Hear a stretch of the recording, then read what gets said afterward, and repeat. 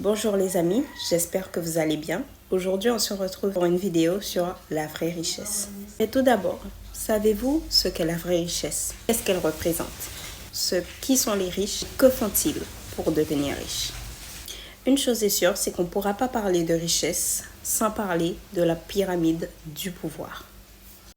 Car en effet, la richesse est toujours basée sur une forme ou une autre de hiérarchie. Parce que par exemple, qu'est-ce qui va permettre à une personne de gagner plus d'argent qu'une autre? Généralement, ça va être un ensemble de compétences. Mais il y a aussi l'argent qu'on va pouvoir investir pour gagner plus, le népotisme ou le filon, utiliser des personnes que l'on connaît pour pouvoir nous impulser. Pour finir, un héritage. Donc quand je parlais d'argent à investir, je parlais d'argent que vous allez obtenir grâce à vos gains en capital ou votre métier.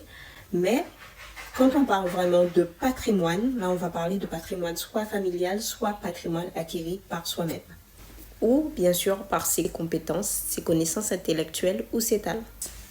Donc qu'est-ce qui permet à des personnes de devenir riches? Comme vous pouvez le voir par exemple dans un hôpital, il va y avoir une certaine hiérarchie et des personnes qui vont chacun proposer leurs services plus ou moins chers par rapport à leurs compétences. Exemple. Dans un hôpital, vous allez avoir les personnes qui vont entretenir le ménage. Certes, il faut savoir que dans chaque hiérarchie, chaque personne est importante. Mais qu'il faut toute une hiérarchie pour construire un système, car chacune a sa propre capacité dans le système. C'est juste que certaines vont apporter plus de compétences et répondre à un besoin plus grand, avoir plus d'impact que d'autres. Comment je vais vous citer ça? Exemple. Vous allez avoir dans un hôpital un service de ménage, donc les personnes qui vont se charger de faire le ménage. Vous allez avoir ensuite les personnes qui vont se charger de tout ce qui est accueil, secrétariat, donc le domaine administratif. Ensuite, vous allez avoir les personnes qui vont être du coup les infirmières, qui vont accueillir en première les patients, les examiner et tout, sauf peut-être dans un cas plus grave, les médecins et docteurs. Donc, vous allez avoir plus des docteurs, par exemple, des médecins généralistes, donc ça c'est même hors des hôpitaux, mais des médecins généralistes que tu vas aller voir premièrement pour diagnostiquer, voir si c'est grave, si ce n'est pas grave et tout. Et lui, selon la gravité, il va t'envoyer voir peut-être un spécialiste ou t'envoyer faire des radios et tout.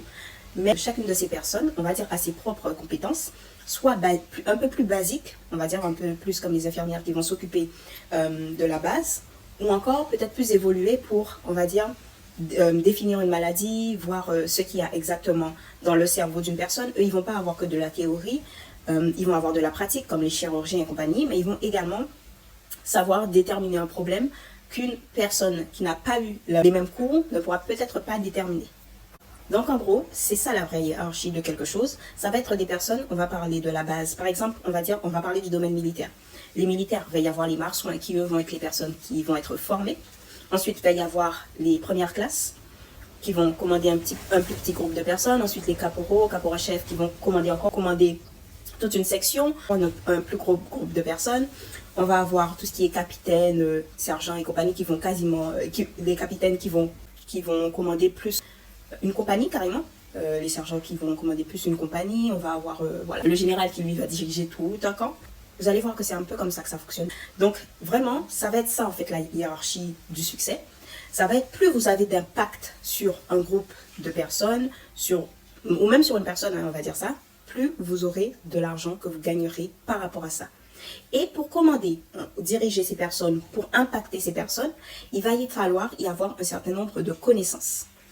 Bien sûr, c'est là qu'on va me dire, mais il y a des personnes qui sont hyper diplômées, qui n'arrivent pas forcément à réussir à ce stade-là. Il y a des personnes qui ont beaucoup de compétences, beaucoup de connaissances, mais qui n'arrivent pas à générer énormément d'argent. Eh bien, c'est tout simplement parce que ces personnes n'ont pas fait appel aux 8 intelligences. Va falloir vous mettre ça en tête. Il y a des compétences basiques qu'on a, nos talents et compagnie. Il y a des choses qu'on va apprendre à l'école à un très haut niveau. Mais si tu n'as pas la pratique, la maîtrise de quelque chose, c'est-à-dire tu l'as juste en tête mais tu ne l'as jamais testé, tu ne pourras pas t'adapter une fois qu'une situation est différente. Parce que même dans un hôpital, il faut remarquer que chaque personne est différente. Ou même 10 000 personnes peuvent avoir la maladie. Et 5 000 personnes peuvent avoir la maladie d'une manière différente. Donc, il va falloir pour cela identifier exactement le problème adapté à la personne et ne pas juste généraliser la maladie. Vous voyez que pour cela, il faut avoir un peu plus de compétences, plus d'expérience que juste du savoir. Aussi, comme je vous l'ai dit, il va falloir savoir faire appel aux 8 intelligences. L'intelligence sociale, l'intelligence émotionnelle, l'intelligence physique, l'intelligence aussi, on va dire sociale, mais plus dans le domaine de la communication. L'intelligence au niveau logico-mathématique, ça va être de savoir gérer les chiffres, les finances et compagnie. Donc ça va plus être des comptables. Et là aussi, il faut vous rappeler une chose, c'est que vous ne pouvez pas posséder les 8 intelligences comme ça du jour au lendemain. Vous êtes né avec un certain nombre d'intelligences, ce qui fait appel à votre personnalité, votre tempérament et tout ce qui vous définit vous. Et ensuite, il va y avoir les expériences que vous allez vivre et les choses que vous allez découvrir par la suite. Mais tout cela va former du coup l'intelligence d'une personne, les connaissances d'une personne, alors que malheureusement, à l'école jusqu'ici, on nous a appris à juste devenir des employés, c'est-à-dire savoir recevoir des ordres et une paye.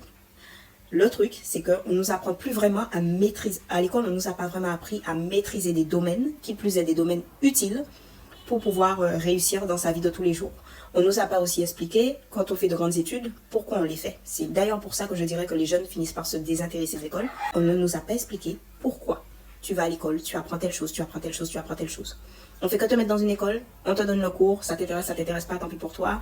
Puis tu t'en vas sans rien comprendre, tant pis aussi, on te teste pour savoir est-ce que tu es assez intelligent pour avoir les choses, alors qu'on ne t'a pas expliqué selon ton intelligence à toi, donc tu te retrouves à ne rien comprendre, puis tu passes sur ton diplôme, tu échoues et tu crois que tu échoueras toute ta vie. Et ça, c'est triste.